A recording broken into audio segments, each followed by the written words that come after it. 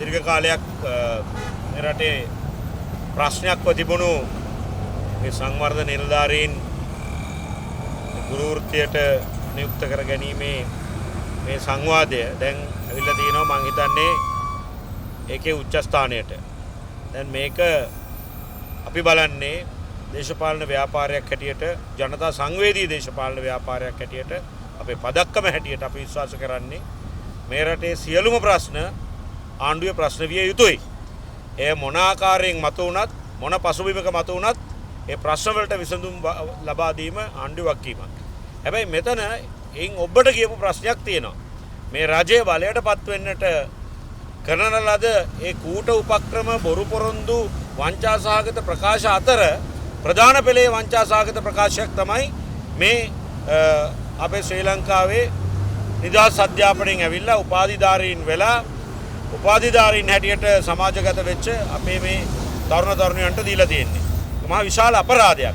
මේක අපි දිගින් දිගටම කිව්වා මේ අසාධාරණ විදිහට සාධාරණ අපේක්ෂාවක් යටපත් කිරීමට රාජ්‍ය බලය භාවිතා කිරීම ඌට උපක්‍රම භාවිතා කිරීම ඉතාම වැරදි වැඩක්. ඒක තවත් වැරදි වෙන්නේ විශේෂයෙන්ම මේ රටේ මිනිස්සු වාමාංශික චින්තනයක් තිබුණු මිනිස්සු විශ්වාස කරා මේ ආණ්ඩුව බලයට පත් වෙනකොට ඒගොල්ලෝ මේ ජනතාවට සංවේදී වෙලා විශේෂයෙන්ම මේ වෘත්තීය සංවිධාන වලට සංවේදී වෙයි ඔවුන්ගේ එල්ලීම් වලට සංවේදී වෙයි. ඔවුන් දිගින් දිගටම කිව්වත් දැන් මේ මැතිවරණ ව්‍යාපාරයේ මේක දීපු ලොකු පොරොන්දුවක්.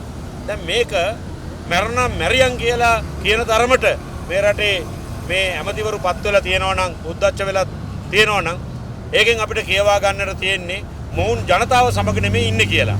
දැන් අපි දිගටම කියනවා මේ රූකඩ ආණ්ඩුව ජනතාවගෙන් ඉවත් වෙලා ගොඩක් කල්. හැබැයි මේ ප්‍රශ්නේදී සර්ව ජන බලය අපේ පදක්කම මේ අවසානය දක්වා මේ ගුරු වෘත්තීය අපේක්ෂා කරන සංවර්ධන නිලධාරීන් එක්ක ඉන්නවා. ඔවුන් ගන්න කිනම් සටන් මාර්ගයකද වුණත් අපි කොන්දේසි විරහිත ඔවුන්ට සහයෝගය ලබා දෙනවා. ඒක ප්‍රතිපත්තිමය තීන්දුවක්. මේන් අදහස් කරන්නේ මේ රට ඉස්සරහට යන්න බෑ.